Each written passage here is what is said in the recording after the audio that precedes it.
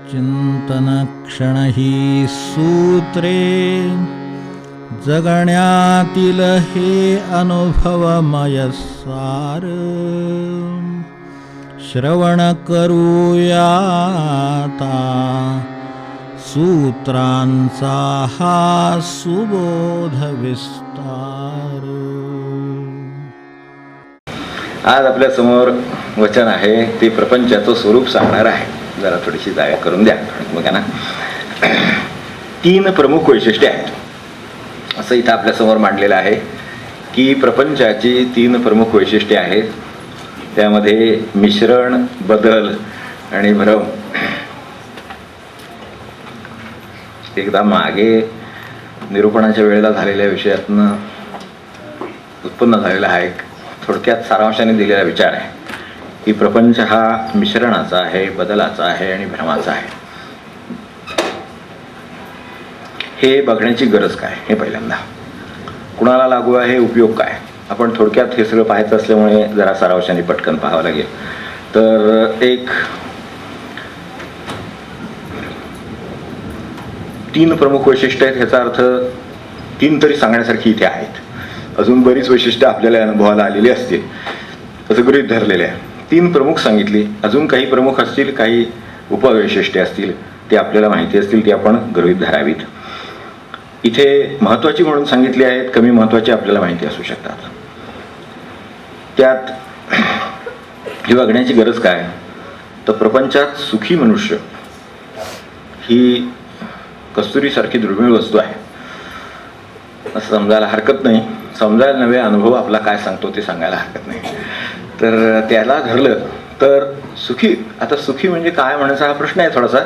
बऱ्याचशा लोकांना आपण सुखी आहोत असं वाटतं किंवा निदान बाहेर तरी दाखवावं असं वाटतं. ते मला म्हणायचं नाही. आतून आपल्याला माहिती असतं आपल्याला कशा अवस्थेमध्ये आपण आहोत हे आपण स्वतःला आतून ओळखतो. आपण खरोखरच सुखी आहोत का आपल्या प्रपंचामध्ये, की यापेक्षा काही वेगळा प्रपंच, वेगळी माणसं, वेगळी परिस्थिती, काय असं वेगळं वाटायला आलं असतं तर अधिक सुखी झालं असतं असं वाटत असेल तर आपण सुखी नाही आहोत हे समजायला काही हरकत नाही. तर तो सुखी भेटणं कठीण आहे. आता काही इतरांना दुःखात ठेवून सुखी होतात तेही मी बाजूला ठेवले ना, त्यांचा काही विचार करायचं कारण नाही. पण इतरांना दुःखात ठेवून म्हणजे अगदी प्रपंचामध्ये तर ठेवतातच, पण बाहेर सुद्धा असे इतरांना दुःखी करून सुखी होण्याचे प्रयत्न करणारे लोक भेटतात. तर ते सुखात आहेत असं वाटतं, पण नंतर मग कुठेतरी तडीपार, मग तुरुंग, मुक्त मुक वगैरे असे ते कुठेतरी दिसतात आपल्याला नंतर. त्यामुळे मोठ्या पातळीवर गेलात तरी प्रपंचाचं स्वरूप तेच आहे. तर आपल्यासमोर उदाहरणं असतीलच. एवढा मोठा शेअर घोटाळा मागे झाला होता, त्यांचा शेवट कशात झाला हे आपल्याला माहिती आहे. बाकीची आता उदाहरणं देत नाही, जाऊ दे. तर आपली जी प्रपंचातली तक्रार आहे ती दुःखाबद्दलची आहे सर्वसाधारणपणे सगळ्यांची. अगदी अभंगात सुद्धा सुख पाहता जवा पाडे आहे, दुःख पर्वता एवढे, अशी तिकडे पण तक्रार आहे. आपल्याकडची अगदी नाट्यगीतं सुद्धा ह्याची काय फळ ममता पाला वगैरे. तेव्हा तरुण असू दे, प्रौढ असू दे, वृद्ध असू दे, सगळ्यांच्या वाट्याला, स्त्री असू दे, पुरुष असू दे, काही असं काही नाही आहे त्याच्यामध्ये. प्रत्येकाच्या वाट्याला हे दुःखाचं प्रकरण लागलेलं आहे. सुखाचा मध्ये मध्ये कधीतरी झुळूक सुटावी तसं कधीतरी एखादा वारं येतं तसं झुळूक येते, तशी सुखाची झुळूक येते. बाकीचं सगळं जसं आता उकड्याचे दिवस आहेत, सर्वसाधारण उकडत असतंच. लाईट असले, इन्व्हर्टर असला, फॅन चालू असला तर थोडं वारं येतं आणि जरा बरं वाटतं. ह्या पलीकडे फार मोठा बदल अनुभवायला येत नाही. तेव्हा कुणी पैसा, करिअरवाला अल्पायुषी व्हावं लागतं म्हणून दुःखी असतो. कुणी निर्धन आहे म्हणून त्याचं दुःख आहे म्हणून दुःखी आहे. कष्ट सतत कष्ट करीत राहतो, अपयश येतात म्हणून दुःखी आहे. कुणी ऐन उमेदीत जातो म्हणून दुःखी आहे. मोठे मोठे प्लॅन्स आहेत पण ऐन उमेदीत जावं लागलं. कुणी जाता जात नाही म्हणून सुद्धा दुःखी असतो. जाता येत नाही म्हणूनही दुःखी असतो. काही लोक तो जाता जात नाही म्हणून दुःखी असतात, काही माणसं स्वतःच जाता येत नाही म्हणूनही दुःखी असतात. अशा तऱ्हेचे किती दुःखाचे रंग असतील आपल्याला सांगणं कठीण आहे. तेव्हा मुलं आहेत म्हणून दुःखी आहेत, मुलं नाहीत म्हणून दुःखी आहेत. काय बाजूने प्रपंचाचा विचार करावा खरोखर कठीण आहे. मुलं आहेत त्यात मुलं आहेत म्हणून मुलगी आहेत म्हणून, मुली नाहीत म्हणून मुली आहेत म्हणून, मुलगी नाहीत म्हणून, काय प्रकार आहे सगळं, काय मजा आहे सगळी प्रपंचाची, सगळी ह्याच्यात आलेली आहे, वाक्यामध्ये आलेली आहे. तर तिच्याकडे का हा विचार करायचा, तर हे असं सगळं आहे म्हणून. किंवा काही लग्न होत नाही म्हणून, काही लग्न झालं. तर आता हे मुलींचं असं आहे. आता ते मुली आहेत मग ते जावई येतात, मग जावयांच्या कटकटी म्हणून म्हणजे कसं असं यामधून जाऊन बा असं ते मेजमधून बाहेर पडत होते, असं इकडून असं असं असं असं फिरून तर तिकडून बाहेर पडून दाखवायचं असतं वगैरे. तर तसं काही सुखाकडे बाहेर पडून दाखवता येत नाही. मुली आहेत म्हणून बाबा चला त्यांना आपल्या आपापल्या घरी दिल्या आणि आपण मोकळे झालो असं काही होत नाही. असे जावई गाठ पडतात की बस बरं, कोणाला उद्देशून म्हणत नाही आम्ही, आपल्याला तर एखादं जावयाला लागायचं तसं काही नाही. तर असं आहे. आणि जावयांचं कशाला, माहेर पण सुद्धा काय कमी त्रासाचे असतात, असू दे. तर ते झालं. त्यानंतर सोन्याच्या बद्दल न बोललेलं बरं. तर त्यामुळं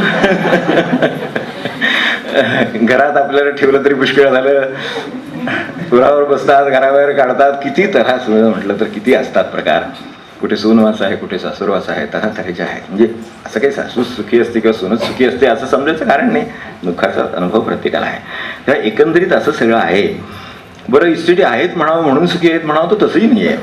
इस्टेटी वाले पण सुखीच आहेत, दुःखीच आहेत. आणि इस्टेटी ज्यांना नाहीत तेही दुःखी तर नाहीच आहेत त्यांच्याकडे, त्यामुळे ते दुःखी असणं स्वाभाविक आहे, समजू शकतो आपण एक वेळ. पण ज्यांना आहेत त्यांना सुद्धा ते वाटेकरी. तर ते जमा झालं की गोळा, आता असतील शेतात तर होणारच तसं, तर तसं ते गोळा होतात. आणि मग आता ते सगळे नाती गोती जुळती तुटती नाटी गोती अवघे पैशाने वजती, तसे मग सगळं मग त्याने होतं. म्हणजे असंही दुःख आहे. तेव्हा प्रपंचाचं याचं मूळ स्वरूप हे दुःखाचं राहतं प्राधान्यानं, असं मी म्हणतो. प्राधान्यानं दुःखाचं राहतं, कधीतरी सुखाचा अनुभव येतो. तर याच्या मुळाशी आपण जात नाही म्हणून असं होतं असं मला सुचवायचं आहे. आपण ज्येष्ठ आहात, विचार करणारे आहात, अनुभवी आहात, त्यामुळे ह्याच्यातलं जे आपल्याला योग्य वाटते ते आपण पुढचं घ्यावं. प्रपंचाचं स्वरूप किंवा वैशिष्ट्य जर आपल्याला कळलं, की आपण जर स्वीकारलं आणि त्याप्रमाणे जगलो तर हे असं राहणार नाही. म्हणून प्रपंचाचं स्वरूप समजून घेण्याची गरज आहे. तर ते स्वरूप असं आहे, ते मिश्रणाचं आहे, बदलाचं आहे आणि भ्रमाचं आहे. ते प्रपंचाची ही स्वरूप आहे. एवढं लक्षात जर एकदा आलं, ते येणं कठीण आहे. शब्द सोपे आहेत पण लक्षात यायला आणि नंतर पुढे अंमलात यायला जास्त जास्त कठीण आहे. पण त्यासाठी हे वचन आहे एवढं मात्र मला आपल्याला सुचवायचं आहे. एक त्यातला भाग आहे तो पहिला मिश्रणाचा आहे.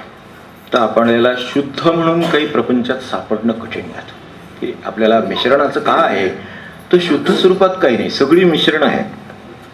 जसं मूलद्रव्य असतात पण तशी ती सापडत नाही, संयुग त्याची करावी लागतात. तर तसं संयुगाने काम होतं, तसं ते आहे.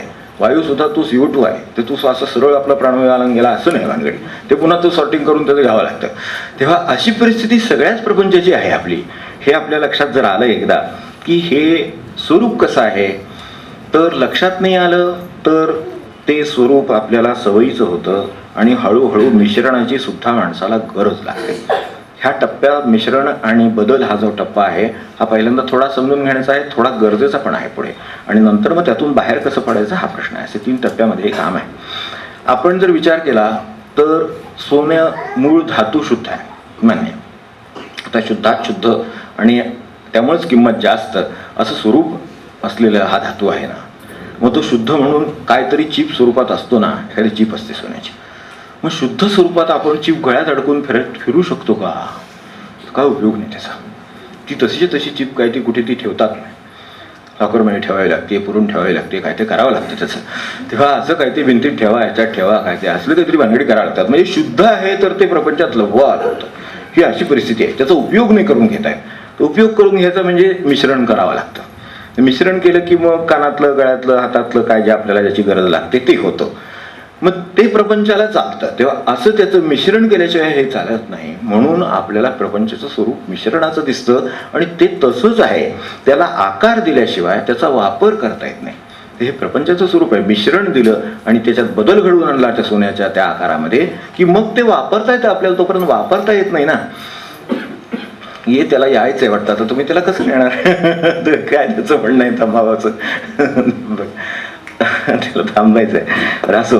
तर हे जे काही उपयुक्तता आहे त्याची, ती उपयुक्तता व्हायला शेवटी त्याचं काहीतरी आपल्याला आकार देऊन, बदल करून, मिश्रण करून मग वापर करता येतो. तर हे स्वरूप आहे ना त्याचं. तर असू दे, त्याबद्दल काही प्रश्न नाही. पण ते नैसर्गिकरित्या खरं सांगायचं तर शुद्ध सोनं स्वरूपाचं आहे. ते खरं शुद्ध आहे. ते आनंद द्यायला असमर्थ नाही आहे, त्याची किंमत तेवढीच आहे. ह्या आकार देण्यामध्ये कदाचित वाढेल आणि थोडीशी ते कर्णावळ वगैरे नसते का, तसा प्रकार आहे हा. तर ती कर्णावळ आणि वर द्यावी लागते. खरं शुद्ध आहे तर शुद्ध ठेवावं, पण त्याचा वापर प्रपंचात करता येत नाही. मग असं होतं.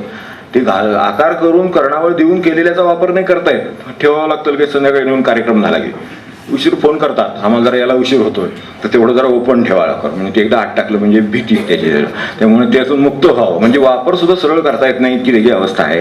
तर मिश्रणाने हे होतं.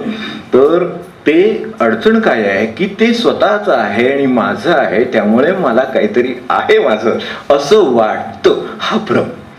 मिश्रण बदल केल्यानंतर निर्माण होणारा भ्रम कोणता, तर ते माझं आहे. ते आपल्याकडे ते ठराव करतात ना, त्यात सुद्धा असं असतं. म्हणजे लग्नाचे आता ठराव म्हणजे असे काही थोड्याशा गोष्टी आता मागासलेपणाच्या झाल्या, ते एकमेकच ठरवतात काय ते. पण ते जे काय ठरवतात तर त्यात सुद्धा हे आहेच, हे गेलेलं नाही आहे, फक्त वेगळ्या स्वरूपात आहे. ठरावामध्ये जिथे होतात तिथे सुद्धा आता तुमच्या मुलीच्या अंगावर तुम्ही काय घालायचं तुम्हीच ठरवा, तुमच्याच मुलीच्या अंगावर आणाय, पण मुलगी यांच्या घरात येणार हे बोलत नाही. तर गमतीत प्रवचन सगळ्या, तेव्हा असं सगळं आहे. तर ते तुमच्याच मुलीचं आहे असू दे, पण ते जे तिचं आहे असं जे वाटतं किंवा त्यामुळे ते आपला होणार आहे हे जे वाटतं आणि त्यामुळे माझं काहीतरी आहे असं वाटतं, हा भ्रम आहे. हा भ्रम उत्पन्न होतो, तो मालकीचाच भ्रम आहे. तो भ्रम आहे कारण पुढे ते कधी सिक्युरिटी म्हणून द्यावं लागतं, कर्ज काढायला तारण म्हणून द्यावं लागतं. आपण नाही दिलं तर कोणतरी नेणारा भेटेल की काय अशी भीती वाटते. घालून फिरायला सुद्धा आपल्याला धाडस होत नाही आणि करूच नका. तर सध्या परिस्थिती वाईट आहे, त्यामुळे आपण त्या बातम्या वाचतो ना, ते घाण टाकली नाही, अमकं झालं तमकं झालं, जातच किती शेवटी. म्हणजे जे माझं म्हणून म्हणायचं त्याच्यावर माझी सत्ता चालत नाही, पण त्याचा आधार वाटतो, हा भ्रम आहे त्याच्यातला. म्हणून हा भ्रम उत्पन्न करणं हे त्याचं काम आहे, ते करीत असतं. आपण ओळखून असावं. माझं म्हणणं वस्तू टाकायच्या गरज नाही, वस्तूचं स्वरूप ओळखण्याची गरज आहे. तर ती वस्तूचं स्वरूप आपण ओळखून असावं, असं असं प्रपंच स्वरूप आहे. तर एवढंच हे स्वरूप नाही, हे मी फक्त एक उदाहरण घेऊन सांगितलं. तर अपेक्षांना धक्के बसत असतात सतत, त्या ह्या मिश्रणाने ते धक्के जास्त बसतात. मग ते कोणत्याही बाबतीत असू देत, अध्यात्मात असू देत, राजकीय ह्याच्यात असू देत, सामाजिक कार्यात असू देत, संघटनात असू देत, काही असू देत, कुठल्याही प्रकाराने मनुष्य अपेक्षाने धक्के बसतात. ते तिथं मिश्रणं असतात म्हणून बसतात. आम्हाला असं वाटलं नव्हतं असं म्हणतात हे जे म्हणतात आणि नंतर धक्का बसतो. ते कसल्या क्षेत्रात आहे याचा विचार करू नका, कुठल्याही क्षेत्रात झालं तरी हे असंच होतं. आणि म्हणून हे असं नाही. पहिल्यांदा आपल्याला वाटतं हे स्वप्नामध्ये भ्रम काय उत्पन्न होतो, जसा मालकीचा भ्रम आहे तसा त्या अगदी फार लांब जायला नको, प्रापंचिक माणसं आहोत, त्यामुळे सुखाचा भ्रम आहे. पुढे त्या लग्नामध्ये सुखाचा भ्रम आहे. लग्नामध्ये काहीतरी अर्थ आहे, नाही असं नाही, पण त्याचं स्वरूप हे सुखापुरतंच आहे, आनंदाचं नव्हे. स्वरूप सुखापुरतं आहे, त्यामुळे तेवढा भ्रम ते उत्पन्न करतात. मग ते काय आलं कुणीतरी यावे वगैरे, ते सगळं काय आपल्याला माहितीच आहे पुढे. मग ते सगळं त्या ह्याच्यात आनंदात त्या सुखाच्या भ्रमामध्ये माणसाचा काळ जातो आणि नंतर मग पस्तावायला होतो पुढे, त्यावेळेला काही उपयोग नसतो. तर असं होतं कारण ते नुसता नवरा येत नाही, त्याच्याबरोबर त्याचं मिश्रण येतं. मिश्रण बदल असं सगळं असतं. तर ते पहिल्यांदा आधी वेगळं वाटतं, आम्हाला वाटलं नव्हतं स्वभाव असा असेल असं. ते जे होतं ना नंतर तेच नाही, नवरा म्हणजे नवऱ्याला मला म्हणायचं नाही, ते त्यांचंही असतं. तर ते असं असेल ही असं वाटलं नव्हतं, असा हा असेल असं वाटलं नव्हतं, असं जे वाटतं नंतर ते मिश्रण आहे ना, पण ते तसंच असणार.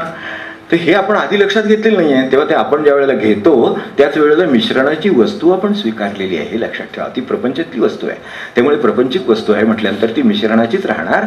आणि ती अशा तऱ्हेनं बदल तिच्यामध्ये, बरं ते तरी सरळ आहे का एक प्रकारे, तर तसं सरळ सुद्धा ते असत नाही, ते बदल होत असतात. ती एक पती म्हणून किंवा एक पत्नी म्हणून, एक व्यक्ती म्हणून असं मिळत नाही. त्याच्याबरोबर आपल्याला पहिल्यांदा चांगलं, आता पहिल्यांदा सगळेच चांगलं बोलतात की आपल्याला माहितीच आहे की आता आपल्याला काय सांगायला पाहिजे. तर पहिल्यांदा सगळे छान छान दिवस जातात, पण नंतर बाकी ह्यांना वाईट वगैरे बोलता येतं हे नंतर कळायला लागतं सगळं. ते आधी नाही कळत, आधी कळलं केलंच नसतं. नुसतं चांगलं बोलणारे केलं असतं, पण तो नुसतं चांगलं बोलणारं नाहीये जगामध्ये हे ओळखून असावं. मला म्हणायचंय ते की हे वाईट नाही, अशा तऱ्हेचं स्वरूप प्रपंचाचं आहे हे एकदा आपल्याला एकदा कळलेलं असलं म्हणजे मग तक्रार होत नाही त्याची. तेव्हा त्याच्याबरोबर त्यांना वाईट पण बोलता येतं, त्यांचा अबोला पण धरता येतो, त्यांच्यावर संस्कार पण आहेत, ते वेगळे पण आहेत, त्यांचे नातेवाईक म्हणजे आता नमस्कार करावा असं आहे, हे सगळं आपल्याला नंतर कळतं. तर हे ह्याला काय करणार, ते मिश्रण आहे. तो असं शुद्ध तुम्हाला हवं आहे तसं ते कसं मिळणार, ते मिश्रणच आहे. आपण तरी सरळ कुठे मिळालो आहोत त्यांना, असा विचार करावा मग लक्षात येतं. तर ही अशी मिश्रणं मिळतात. तेव्हा हे सुख दुःख, निराशा आशा, पैसा अस्वास्थ्य, पद प्रतिष्ठा, त्याच्याबरोबर मग काम आणि आजार, मी काही मिश्रणांचे वेगवेगळ्या पातळीवरचे प्रकार सांगतो. माणसाला पद आणि प्रतिष्ठेचं मोठं हे वाटतं, आकर्षण वाटतं, प्रमोशन घेत नाही का मनुष्य, तर पदाचं आणि प्रतिष्ठेचं आकर्षण वाटतं म्हणून घेतो. मग त्याच्याबरोबर कामं लादली जातात, मग अपेक्षांचं हे वाढत जातं आणि मग ते सगळं वाढत गेलं, पेलत नाहीसं होतं. मग त्याच्याबरोबर पद आणि प्रतिष्ठेबरोबर अतिरिक्त काम, कामाचा ताण आणि मग त्याचे आजार, असं सगळं निर्माण झालं की ते नकोसं वाटतं, हे हवं होतं. म्हणजे दोन्ही तसं नाही, मिश्रणासकट मिळेल काय असेल ते असं मिळणार नाही. अलंकार आहे, छान आहे घालायला, लोक मान देतात, पण त्याच्याबरोबर नंतर झोप लागत नाही रात्री उद्याच्या कामाने. हे जे आहे हे आपल्या मागे राहतं, तर हे आपण मिश्रणासकट स्वीकारावं, नाही तर स्वीकारूच नाही, काहीतरी एक करावं. कारण आपल्याला जर तिकडे जायचंय तर मग ह्याच्या सकट स्वीकारलं पाहिजे, नसेल तर स्वीकारू नका, काय मागे लागलं नाही कोणी, असंही आहे शक्य. कदाचित काही बाबतीत आपल्याला हे मिश्रण टाळता येणं पण शक्य असेल, टाळता येणं शक्य असेल तर टाळावं, काही वेगळंच नाही. तर अशा पद्धतीचं हे आहे. आता ही मिश्रणं अनेक प्रकारची आहेत. ही जसं पदप्रतिष्ठा आणि त्याच्याबरोबर काम आजार असं मिश्रण आहे, तसं चांगलं वाईट याचं मिश्रण आहे. हवंसं असलेल्या गोष्टीचं आहे, तसं नकोसं असलेल्या गोष्टीचं आहे. एक मनुष्य सांगा घरातला की जो हवासा पण असतो पण नकोसा पण होतो, हे दोन्ही मिळून काय आहे, हे दोन्ही मिळून मिश्रण आहे. आणि ह्यात मध्ये सारखा पुन्हा त्या चांगल्या वाईटात भेद होत असतो, सतत बदल होत असतो. म्हणजे बदल स्वरूप म्हटले ना, ते बदलाचं तसं स्वरूपच आहे त्याचं, की तो चांगला पण असणार वाईट पण असणार, दोन्हीचं मिश्रण त्याच्यामध्ये असणारच. ते बदल पण होत राहणार त्याच्यातलं. म्हणजे कधी चांगल्याचं प्रमाण वाढतं, कधी वाईटाचं प्रमाण कमी होतं, कधी वाईटाचं प्रमाण वाढतं, कधी चांगल्याचं कमी होतं. हे जे काय आहे ना, म्हणजे आपल्या ते नुसतं हवामानासारखं नाही आहे. पूर्वी कसं आहे, आता उन्हाळा पावसाळा असं सरळ निसर्गाचं काम आहे. 4 महिने उन्हाळा, 4 महिने पावसाळा, 4 महिने आपल्याकडे तरी निदान आपल्या हवामानापुरतं बोलतो, तर ते तरी निदान 4-4 महिने टिकायचं. आता काय सकाळी असेल आणि दुपारी संध्याकाळी काय असेल, संध्याकाळी काय असेल, हे काही सांगता येत नाही. एका दिवशी 3 ऋतू असतात, हे आपण आता बघतो ना. इतके बदल निसर्गात बाहेर होतात, तसे माणसांचे सुद्धा असे बदल दिवसभरात सुद्धा होतात. म्हणजे जसे तिकडे 3 ऋतू एका दिवसात अनुभवायला येतात, जे पूर्वी 4-4 महिने टिकत होते, तसे इथे सुद्धा सकाळी एक प्रेमळ असतं काय ते, संध्याकाळी दुपारी ते तापट असतं, संध्याकाळी पुन्हा शांत होतं. काय स्वभाव आहे नक्की, काय बदल होत राहतो ना, सारखा मिश्रण आहे ते. त्यामुळे ते चांगलं पण आहे वाईट पण आहे, दोन्ही मिळून आहे ते. त्यामुळे त्याप्रमाणे ते बदलत राहतं. तर आता हवामानाप्रमाणे माणसं बदलत आहेत का, माणसाप्रमाणे हवामान, हे मात्र मला कळलेलं नाही नक्की. तर तसे ते लोक वाईट चांगले तटस्थ निर्विकार, एकच मनुष्य किती प्रकारचं मिश्रण असतं. एकच मनुष्य प्रसंगामध्ये तटस्थ राहतो, काही सहानुभूती सुद्धा दाखवत नाही. एखाद्या प्रसंगामध्ये सहानुभूती भरून वाहते, अगदी काय करावं कळतच नाही, इतकं अगदी प्रेमळपणाचा आविष्कार सगळा होऊन जातो. असं काय ते आहे, म्हणजे त्याच माणसाचा अनुभव आहे हा, हे वेगळी माणसं नव्हे, त्याच माणसांचा अनुभव. तर हे काय आहे, हे त्याचं स्वरूप आहे. तोच ग्रस्त प्रेमळ, तोच ग्रस्त, तीच व्यक्ती प्रेमळ, तीच व्यक्ती जबाबदार, तीच व्यक्ती एकदम इतकं सगळं तुमचं काम अंगावर ओढून घेऊन सगळं काम करणार, अगदी इतकं व्यवस्थित. आणि एक दिवशी नाही म्हणजे कशाला हातच लागत नाही. काय बदल आहेत ना, तर काय करणार, हे प्रपंच स्वरूपच तसं आहे. त्यामुळे ते तसं होणार. हे माणसांचं मी मुद्दाम अशासाठी सांगितलं. फार मोठ्या प्रमाणावर आपण पडायची गरज नाही, पण ते पोलीस सुद्धा तुरुंगात जातात. अलीकडे बघितलं मी, त्यांना जावं लागतं. अलीकडे मोठमोठी माणसाची तुरुंगात जातात एकदम, म्हणजे त्यांना नेऊन घ्यायला काहीतरी करतातच काहीतरी. तर त्यामुळे ते एकदम जे ते त्यांनी सांभाळायचा तीच आता असतात, आणि त्यांना सांभाळायला पुन्हा दुसरं कोणतरी बाहेर असतात. असं काय असतं ते काय कळतच नाही. आणि आतले ते आरोपी ते प्रतिनिधी वगैरे होतात, तिकडे निवडून जातात. आपल्याकडे नाही का ते मोठे दडवकर वगैरे निवडून आले, काय होईल काय सांगतात, ते मोठ्यांचे विषय आहेत. पण गोष्ट खरी आहे की हे सगळं असं बदल सुद्धा इतके, म्हणजे आपल्याला सुद्धा ते पेलत नाहीत मेंदूला, असे बदल होतात ना. आता न्यायाधीशांसमोर खटले जातात हे आपल्याला कळतं, पण न्यायाधीशावरच खटले जातात हे आपल्याला कुठे काय झालंय खरं. आता सध्या हायकोर्टाचं आहे ना, आपलं काही कुठलं सामान्य कुठलं इथं आपलं खेड्यातलं कोर्ट आहे वगैरे असं काही नाही, हायकोर्टातलं चाललेलं आहे. तेव्हा हो, अँटी करप्शन ब्युरोचे ते SP तुम्हाला माहिती आहे, ACP, हो, त्यांच्यावरच ते सापळा रचून त्यांनाच पकडले. आता काय करावं, आता कुठं जायचं म्हणजे माणसाचा प्रश्नच आहे सगळा. तेव्हा हे सगळं बाहेर असंच होणार, असंच चालणार, हा प्रपंचाचा स्वभाव आहे. हे एकदा म्हटल्यानंतर पेपर ठेवून आपण शांतपणे आपल्या कामाला म्हणजे नामाला लागायला हरकत नाही. हा त्याचा आपल्याला उपयोग. तेव्हा सुधारणा, चळवळी, परिवर्तन, अमुक तमुक किती गोष्टी काढलेल्या आहेत. प्रत्येक गोष्टीत पुन्हा मिश्रण होणार, परत बदल होणार, त्यातलीच माणसं एकमेकांच्या विरुद्ध लढणार, त्यांना पुन्हा पदाची प्रतिष्ठेची अपेक्षा असणार, त्यांच्यात एकमेकांच्यात मानअपमान होऊन ते एकमेकाला मागे पुढे ढकलणार, त्यांची प्रसिद्धी झाली तर ह्यांना चालणार नाही, अध्यक्षांची प्रसिद्धी, कार्यवाहानं चालत नाही, कार्यवाहांचं त्यांना चालत नाही, असं शेवटीची मिश्रणच आहेत सगळी. त्यामुळे जरी ते कितीही यांनी निर्माण झाले असं चांगल्यासाठी, तरीही असं काहीतरी होत राहतं. त्यामुळे हेतू आणि त्याच्या कृती यांची सुद्धा मिश्रण आहेत. त्यामुळे सगळ्या चळवळींचे शेवटी इतिहास काय होतात हे आपल्याला आता इतका अनुभव झालेला आहे. एक 100 वर्षाचा अनुभव पाहिला तरी बस आहे आपल्या दृष्टीने. बरं, हे राहू दे. आता आपण आपल्या मोठ्या गोष्टी झाल्या, आपण आपल्या स्वतःच्या शरीराकडे पहा. प्रतिक्षणी आपल्या शरीरामध्ये बदल होतोय की नाही, आपलं शरीर मिश्रण आहे की नाही, आपण विचार करावा. हे पंचमहाभूतांचं मिश्रणच आहे ना. आपल्याकडे दासबोधाने अभ्यासलेलं पंचीकरण माहिती आहे ना आपल्याला विद्या, तर तसं हे आहे. हे 5 गोष्टींचं मिश्रण आहे. त्यात पुन्हा शेवटच्या पंचमांशाचं परत एक पंचमांश, मग तो हे सगळे पंचमांश मिळून झालेलं त्यात टाकलं, असं करून ती पंचीकरण विद्या म्हणून आहे त्याच्यात. बरोबर आहे ती, आणि अगदी शास्त्रीय आहे ती. तर तशा तऱ्हेचं आहे. तर आपल्या शरीरामध्ये मिश्रण आहेत, ती पंचमहाभूतांची आहेत, अगदी मोठ्या भाषेमध्ये म्हणायचं झालं तर त्याच्यामध्ये बदल होत नाहीत का? तर इतके बदल होत आहेत. एवढ्याशा मुलापासून अत्यंत मोठ्या प्रौढ माणसापर्यंत किती बदल होत चाललेले असतात हे आपल्याला लक्षात सुद्धा येत नाही, इतके बदल होतात. म्हणजे याचा अर्थ यात पुन्हा काहीतरी नैसर्गिकता आहे. म्हणजे मिश्रण बदल भ्रम हा केवळ नाव ठेवण्याचा विषय नाही आहे, तो मुळात शरीरामध्ये सुद्धा तसाच आहे. कारण शरीर प्रपंचाचाच भाग आहे आणि ते त्या जगाचाच निर्मितीचा भाग आहे. त्यामुळे त्याच्यामध्ये सुद्धा अशा तऱ्हेचं काम चालू आहे.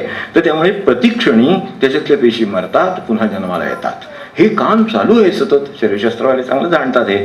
तर त्याच्यातल्या आता प्रमाण आहेत आपल्या आयुर्वेद किंवा या भाषेमध्ये बघा, कफ वात पित्ताचं प्रमाण आहे की नाही, पण बदलत असतं की नाही सारखं.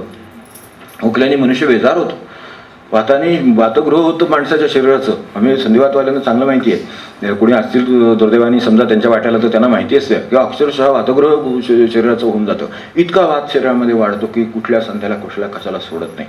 तर अशा तऱ्हेचं होऊ शकतं. तर बरं, हे असंच राहतं असं आहे का? तर असंच राहतं असं पण नाही. तो संधिवात सुद्धा बर्नआउट होतो आणि आजार नाहीसा होतो. अशा केसेस अलीकडे येतात आपल्याकडे. ह्याचं आता संशोधन चालू आहे की हा जर आजार आहे तर तो गेला कुठे, तर त्याच्यावर काही उपचार न करता किंवा करून तो गेलेलाच आहे निघून, असा पण बदल होऊ शकतो. हे मात्र आहे त्याच्यात की हा सुद्धा बदल होतो. असा आजार झाल्यामुळे तो कायमचा आहे असं जरा कशाची शाश्वती धरायची सोय नाही. खरं सांगायचं तर की आजार सुद्धा आहे म्हणजे तो तसाच राहील असं नाही, किंवा त्याला प्रोग्रेशन आहे किंवा वाढतच जाईल असं समजायचं कारण नाही. एखादा निरोगी सुद्धा होईल. आपल्याला ही आश्वासक गोष्ट आहे उलटी की शरीरामध्ये असं सुद्धा बदल होतील की त्यामध्ये हे सगळं प्रमाण पुन्हा समज प्रमाणात येईल आणि शरीर व्यवस्थित कार्यरत राहील. हे होऊ शकतं. तेव्हा असंही आपल्याला लक्षात येईल. तर आता हे सगळं ह्याचं झालं. हा जो भ्रम आहे म्हणजे हे बदल, मिश्रण आणि बदल आपल्याला कळले, हे सगळ्या जगामध्ये सर्व बाबतीत आहेत. आपल्या प्रपंचामध्ये आपण त्याचा अनुभव घेऊ शकतो. आता भ्रम काय आहे, तर याच्या साह्याने, या शरीराच्या साह्याने आणि या माणसांच्या बरोबर या घटना आणि ही सगळं जे काय चालू आहे, सगळ्या संस्था अमका तुमका सगळं मिळून जो काय माझा व्यवहार चालू आहे जगामध्ये, तर या व्यवहारामध्ये मला सुख मिळवण्याचा जो आहे तो भ्रम आहे. भ्रम सर्वात मोठा कोणता आहे, त्याच्यातून सुखाचा भ्रम आहे. तर त्यात प्रपंचातूनही सुख मिळविणे मी, हे जे आहे ना, मजदिनाचा भवभ्रम काढी, त्याला भवभ्रम वाढले, माया दया सिंधू, ते जे आहे ते त्यासाठी आहे की अशा तऱ्हेच्या ह्याच्यातून सुखाची जर आपली काही कल्पना असेल की मी यातून शेवटी सुख निर्माण करीन, तर हे चिपाडातून हे गाळल्यासारखं आहे, ऊस गाळल्यासारखं होणार नाही. त्यातून ते निर्माण नाही होणार. तेव्हा दगडातून हे पिळून हे मिळणार नाही, पाणी नाही मिळणार त्यातून. तशी अवस्था ह्याची आहे. एवढं आपण ओळखून असावं. ओळखून असणं हा त्यातला महत्त्वाचा भाग. तो भ्रम आहे तो त्यानं आहे. आता मिश्रणाने होतं काय हे पण एक, आता मी बुद्धी फक्त सांगतो. मिश्रणाने काय होतं, तर मिश्रणाने त्याला एक जसं शरीर टिकून राहतं, या पेशी निर्माण होत आहेत आणि मरतायत, नवीन निर्माण होतात, पुन्हा जातात, म्हणून ह्याची एक वाढ चालू आहे. जशी त्या शरीराची टिकतं आहे, ते वाढतं आहे, तसं ते नाश पावणार आहे. हे पण त्या मिश्रणाचा आणि बदलाचा परिणाम आहे पुढे. हा एक त्याचा एक स्वभाव आहे, त्यानुसार ते चाललेलं आहे. तर ते तसंच चालणार. मिश्रणाने आपल्यामध्ये बघा, प्रपंचामध्ये साध्या मिश्रणाशिवाय स्वयंपाकाला चव आहे का, एवढा आपण क्षणभर विचार करू. तो चव नाही. म्हणजे आपण जर व्यवहाराने विचार केला तर वास्तविक अगदी एक शरीरशास्त्र म्हणून विचार केला, साधा विचार केला, तर महाराज म्हणायचे, महाराजांचं घ्या आपण वाटलं तर, की महाराज नाही का म्हणायचे की सरळ जे अन्न आहे ते पचायला सोपं असतं, पण म्हणजे भाकरी सोपी पचायला, काही नाही, पीठ कालवलं, टाकली, भाजून काढली, काय ते सुद्धा पुन्हा त्याच्यात बदल घडवावे लागतातच, ठीक आहे, तेवढंही ठीक आहे. पण एवढं केलं तर ते पचायला सोपं आहे, भाकरी सोपी आहे. नंतर नाही का सांगत की थोडं ताकन भाकरी खावा, आता बस झालं. तर हे जे नंतर सांगतात ना, ते खरं ते आधीच बरोबर आहेत खरं म्हणजे, ती भाकरीनंच चुकी आहे मनुष्य खरं म्हणजे. पण त्याला त्याचं थालीपीठ भाजणी करून त्याची थालीपीठ करावं असं वाटतं. तर त्याला काय करणार ते, कारण त्याला चव येते, तर ती चव येते त्याबद्दल मला काय म्हणायचं नाही. फक्त यामुळं पण त्यामुळं ते पचायला कठीण होतं. भाकरी जितकी पचायला सोपी, हे महाराजांचं म्हणणं आहे. तर आपलं मिश्रण जे आहे ते मिश्रण केलं की पचायला अवघड होतं. आपण अन्नाचे कुठल्याही पदार्थाचे कोणतेही मिश्रणं घ्या, ती मिश्रणं केली आहेत म्हटलं की पचायला अवघड झाली. त्यात जर चुकीची मिश्रणं केली असती तर आजार निर्माण करतील. हे पण तितकंच आहे. आपल्याला वैद्य सांगतात की हे मिश्रण करू नका, ह्या मिश्रणामुळे हा आजार होतो. त्यामुळे मिश्रण करताना सुद्धा पुन्हा विचार करणं आहे, तेवढं आपण लक्षात ठेवावं. वास्तविक ह्या सगळ्या वस्तू शुद्ध आहेत, बरं आहे तशा घ्याव्या का मग? तांदूळ पोटात घालावे नसते, 4 चावून खावे, वर थोडंसं गरम पाणी प्यावं, असं करून भाजीतच नाही. म्हणजे काय अपरिहार्य आपल्या वाट्याला आलेलं आहे ते लक्षात यावं म्हणून मी सांगतोय की असं नुसतं दोष देऊन मोकळं होण्यासारखं नाही हो. एखाद्याला वाईट ठरवलं आणि मोकळं झालं असं नाही येते ते तसं. पण त्याचं दुसरी एक टप्पा आहे की हे नुसतं तांदूळ खाल्ले, चावून वर गरम पाणी प्यालं, वर त्याच्यावर तेल थोडं, मोहरी थोडी, मीठ थोडं, असं करून आपले आमटी नाही, आमटी भात खाऊन होत. म्हणजे तो शिजवावाच लागतो, तो हे करावंच, हे सगळं करावं लागतं. तर याचा अर्थ याची गरज पण आहे, शरीराच्या दृष्टीनं याची गरज आहे. अन्न म्हणून जर ते घ्यायचं असेल तर त्याच्यावर प्रक्रिया म्हणजे बदल या गोष्टीची गरज आहे. पण ती प्रक्रिया किती प्रमाणात करायची ह्याचा फक्त प्रश्न आहे. जेव्हा कारण याच अन्नाने आपलं जसं शरीराचं पोषण होतंय, जसं संवर्धन होतंय, तसा त्याचा नाशही होतोय, हे लक्षात ठेवू आपण. ते अन्न शेवटी आपल्याला खातं. विनोबा म्हणाले ना, आपण अन्न खातो आणि शेवटी अन्न आपल्याला खातं. तर तसं आपण काय खातो ह्याच्यावर विचार केला तर लक्षात येईल. त्यामुळे मिश्रणाचं काय करावं प्रमाण हे लक्षात ठेवा. आता हे सगळं आपण बदल पाहिले, थोडक्यात पाहतो हे, तर बदल मिश्रण पाहिलं, बदल पाहिले आणि त्याच्यात निर्माण होणारा सुखाचा भ्रम पाहिला. तर सुख सरळ नाही, ते मिश्रण आहे, त्याच्याबरोबर दुःख येतं. त्यामुळे सुख आणि दुःख दोन्ही मिळतील. मिळालं तर दुकानात हेच मिळेल. प्रपंचाच्या दुकानात सुख दुःखाचं एकदमच मिळेल. आपल्याला नुसतं सुखाचं काही वस्तू नाही ठेवलेली तिथे. तर तसं आहे औषधाला जसे आता हे साईड इफेक्ट्स असतात तसा प्रकार आहे. तर ते औषधाने बरं होईल पण साईड इफेक्टने पुन्हा पित्ताची गोळी घ्यावी लागेल. तर असं प्रकार आहे, त्याच्याबरोबर ते येईल. तसं हे सुखाबरोबर दुःख येईल, दुःखाबरोबर सुख येईल. हे दोन्ही गोष्टी येतील. त्या दोन्ही एकदम स्वीकारा, कमीत कमी जेवढ्या स्वीकारता येतील तेवढ्या करा आणि आनंदात राहावा, असा प्रकार आहे. तेव्हा ते यात आनंद नाही आहे, आनंदाला प्रतियोगी नाही, आनंदाच्या विरुद्ध काही नाही, फक्त आनंद हा शुद्ध आहे. त्यामुळं तो मिळवायला प्रपंचाचा फक्त उपयोग करून घेता येतो, त्यात तो मिळत नाही, हे ओळखण्याचा विषय आहे. हे सगळं कशासाठी आपलं चाललंय ते आता सांगतो की क्रमाने हे सगळं अपरिहार्य आहे, लक्षात घ्यावं. मी क्रमाने एक एक मुद्दा घेतो फक्त की मिश्रण अपरिहार्य आहे, त्याच्याशिवाय स्वयंपाक होणार नाही. साधं मिश्रण आहे शरीरात म्हणून कफ वात पित्त राहिले, म्हणून शरीरात रक्त मांस काय सगळं हे राहिलं, हे सगळं राहिलं म्हणून शरीर चालू आहे. म्हणजे हे जर उद्या नाहीसं झालं तर आपल्याला चालणार नाही शरीर. म्हणजे याचा अर्थ शरीराला मिश्रणाची गरज आहे, अन्नाला मिश्रणाची गरज आहे, व्यवहाराला मिश्रणाची गरज आहे. व्यवहार सुद्धा असा तऱ्हेनं मिश्रणाशिवाय व्यवहार होत नाही. त्यामुळे तिथे सुद्धा हे खरं खोटं सुख दुःख सगळ्याचे मिश्रण आहे. असू द्यात तशी ती अपरिहार्य आहे, ते लक्षात घ्यावं. फक्त करता काय येईल की त्याच्यात गरजेचं जेवढं मिश्रण आहे तेवढंच करावं. त्याच्यापेक्षा जास्त मिश्रण केलं तर घोटाळा होतो. मी फार मोठं उदाहरण देत नाही, एक अगदी छोटं सांगतो की अन्नात जर भाजीत मीठ नसलं तर भाजी खावत नाही आणि मीठ जास्त झालं तरी खावत नाही, बस हे त्याचं आपलं प्रमाण. तेव्हा अतिलोभारे शोभतो दैन्यवाण, ते पुढे सगळं जे होतं दैन्यवाण, त्याचं कारण का तर अतिप्रपंच केल्याचं ते लक्षण आहे. प्रपंच केल्याने नुकसान झालेलं नाहीये, प्रपंच न केल्याने एक वेळ नुकसान होईल, प्रपंच केल्याने होणार नाही पण अतिप्रपंच केल्याने नक्की होईल, असं क्रम आहे. एवढं लक्षात ठेवलं तरी आपल्या हे बरोबर सगळं लक्षात येईल की हे का आपण शिकतो आहोत. तर त्याच्यातला अतिप्रपंच नुकसान करेल, तर त्याच्यातला बरोबर प्रमाणात केलेलं आहे. आता भाजीत मीठ टाकतो आपण, काहीतरी प्रमाणाने टाकतो ना, ते प्रमाण पुढे गेलं की खावत नाहीसं होतं. वास्तविक तीच भाजी, पण एक मिश्रण करताना चुकलं, जास्त झालं तर लगेच ते खावत नाहीसं होतं. म्हणजे माणसाला टाकावी लागतं किंवा काहीतरी त्याची दुरुस्ती करावी लागते, आणखीन कापून काहीतरी घालावं लागतं त्याच्यामध्ये, तेव्हा त्या भाजीत तर दुसरी भाजी मिसळली तर ते खावं होतं, नाही तर खावत नाही. म्हणजे वस्तू वाया जाते. तसे व्यर्थ प्रपंच हा गेला हे असं म्हणायची वेळ काय येते तर त्याचं कारण की ते मिश्रण जास्त झालंय, प्रमाणाच्या पुढे गेलं म्हणून तसं झालं. काही लोकांची महत्वाकांक्षेची मिश्रणं पुढे जातात, प्रतिष्ठेनं जातात, कशाने जातील सांगता येत नाही, पैशाने जातात, काय काय आपल्या की अपेक्षाने जातात, कशाने जातील. ते जे पुढं गेलेलं आहे त्याच्यात मिश्रण म्हणून प्रमाण आहे, त्या प्रमाणाच्या जे पुढे गेलेले आहेत ती मीठ जास्त झालेली भाजी खावणार नाही. आणि जर त्यांनी करायचंच नाही ठरवलं तर होणारच नाही प्रपंच. म्हणजे हे तांदूळ खाणं त्याच्यावर गरम पाणी पिण्यातला प्रकार आहे. त्यांनी भाजी भात होणार नाही, आमटी भात होणार नाही. हे इथे म्हणजे तो करण्याची गरज आहे म्हणल्यावर तेवढं गरजेचं आहे. तर हे आपण लक्षात ठेवू की कमीत कमी त्याच्यातलं मिश्रण प्रमाण. त्याच्यातनं तिसरी गोष्ट की यातून काय होतं की अन्नाचं मिश्रण केलं तर अन्नाने शरीराचं पोषण होतं, म्हणजे गरज आहे त्याची, हे बरोबर आहे. पण ह्याच्यामधून शरीर चालतं, त्या शरीराच्या साह्याने प्रपंच चालतो, त्या प्रपंचाच्या साह्याने जग चालतं, सगळे व्यवहार चालतात ना. त्यामुळे त्याची गरज आहे माणसाला. तर त्याच्याबरोबर हे सगळं चालतं, एवढंच त्यातून होतं. सुखही निर्माण होतं आणि दुःखही निर्माण होतं. म्हणजे हे दोन्ही निर्माण होतात. एवढं सगळं या मिश्रण आणि बदल आणि ह्याच्यामुळे होतं. भ्रमाच्या बाबतीत सावध राहणं शक्य आहे. तेव्हा आपला भर आहे तो त्या भ्रम खाली अंडरलाईन केलेली आहे. मिश्रण आणि बदल टाळू शकत नाही, पण भ्रम टाळू शकतो. भ्रमा वेगळे ते महापुरुष. आपल्याकडे राजबोधामध्ये संतपुरुषांची व्याख्या करताना म्हणलेलं आहे की निष्भ्रम आहेत, ज्यांना भ्रम नाही ते सत्पुरुष आहेत, अशी त्यांची व्याख्या केली आहे. त्यांना भ्रम नाही आहे, यातून सुख होईल अशा भ्रमात ते नाही. त्यांचं सुख आहे किंवा ज्याला आनंद म्हणतो आपण, सुखाला प्रतियोगी म्हणजे दुसरा विरोधी शब्द आहे दुःख आहे, तर हे नाही आहे, आनंदाच्या मागे ते आहेत. त्यामुळे याच्यासाठी आनंदाची तरतूद वेगळी करावी लागेल. ही जी मिश्रण आणि बदल करतोय त्याने फक्त शरीर, ते प्रपंच आणि जग या गोष्टी चालतील. पण जर आनंद हवा असेल तर त्याची तरतूद वेगळी करावी लागेल. त्याला आपल्या भाषेमध्ये उपासना किंवा साधन म्हणतात. ती तरतूद आपल्याला वेळीच करावी लागेल, कारण ते सुद्धा किती काळाच्या स्वाधीने आपल्याला माहिती आहे, काळ आपल्या हातात नाही.